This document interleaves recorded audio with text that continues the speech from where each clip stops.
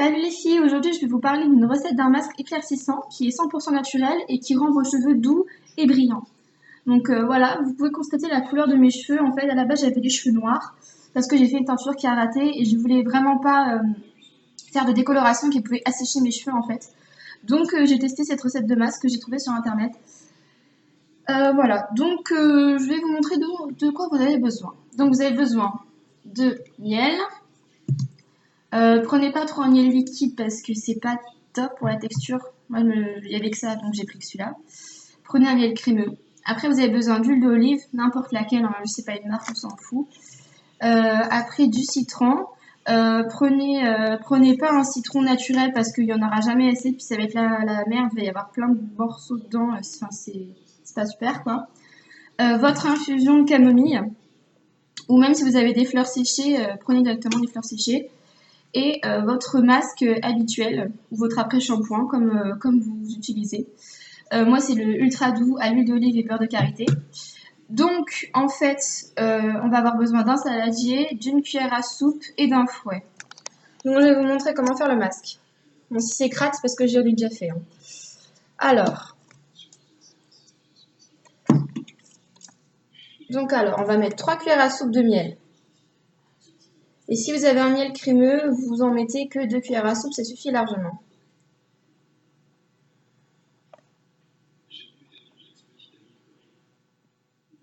Voilà.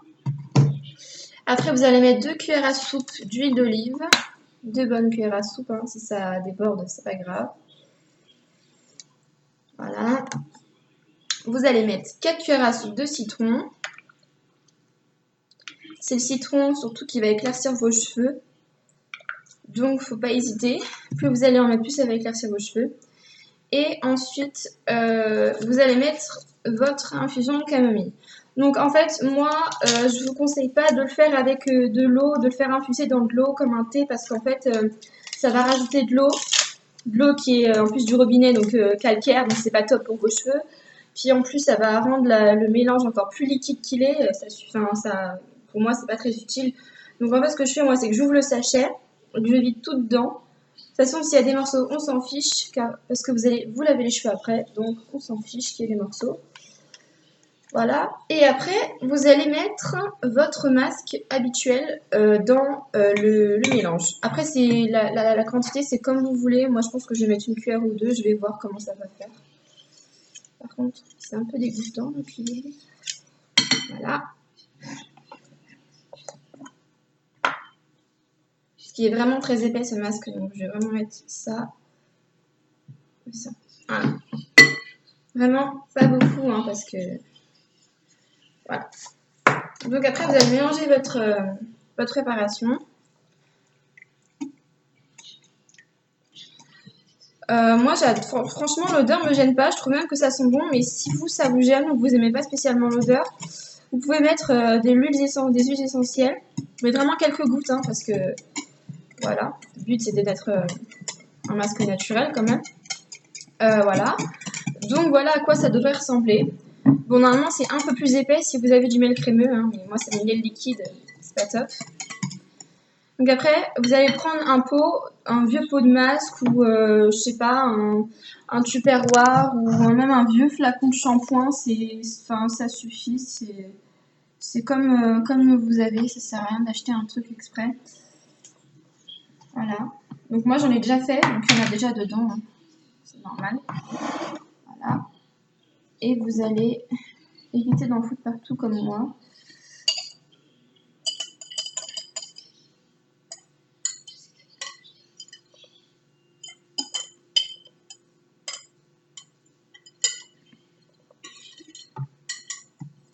Voilà. Moi, je le mélange pour bien que ce soit... Voilà. Donc, voilà à quoi ça va ressembler dans votre pot. Donc, moi, j'ai fait une grosse quantité parce que ma mère l'utilise aussi. Hein. Voilà. Donc, après, pour la conservation, il faut le mettre au frigo, mais tout le temps, en fait. Donc, pour éviter qu'il pourrisse. Et dès que vous sentez qu'il y a une odeur un peu bizarre ou que votre masque, je sais pas, qu'il a une texture bizarre, vous pouvez le jeter et en refaire un autre. Hein. Vous voyez, ça coûte pas cher ce qu'il faut mettre dedans. Donc, c'est pas grave si vous devez le jeter. Voilà, donc après moi pour l'application, ce que je vous conseille, donc c'est de faire avant votre shampoing bien sûr, hein. Et je vous conseille de le laisser poser entre 3/4 d'heure, 1 heure on va dire. Et voilà, parce que moi je fais pas trop attention en fait, parce que je fais souvent d'autres choses pendant que je laisse poser mon masque. Et surtout ne mettez pas de cellophane à vos cheveux. Certaines vont vous dire que ça va accélérer, mais en fait c'est pas vrai. Ce qui va faire le cellophane en fait, c'est il va étouffer vos cheveux et en fait la préparation va dégouliner. Et moi, j'ai fait l'expérience 2-3 fois, franchement, c'est pas top. Et ça vous dégouline vraiment de partout, dans le cou, derrière les oreilles, ça vous tombe même là. Donc, c'est pas, moi, c'est pas top. Donc, moi, je vous conseille d'attacher vos cheveux, laissez-les à l'air libre pour que bien que le miel il se solidifie en fait. Et comme ça va pas couler. Voilà. Donc, après, vous vous lavez bien les cheveux avec un shampoing doux. Lavez-vous même les cheveux 2 fois pour être sûr que le miel soit bien parti. Moi, j'utilise le Garnier Ultra Doux camomille et miel pour les blondes en fait, ce qui va accélérer l'action du masque. Mais après, voilà, si vous avez votre shampoing habituel, ou voilà, c'est pas grave. Mais donc, je vous conseille, si vous voulez aller encore plus vite, de prendre un shampoing adapté et même peut-être de prendre un masque adapté en plus que vous mettez dans la recette. Donc voilà, ce tuto est fini les filles, j'espère qu'il vous aura plu et si vous avez des questions, n'hésitez pas à poster des commentaires sur cette vidéo. Salut les filles!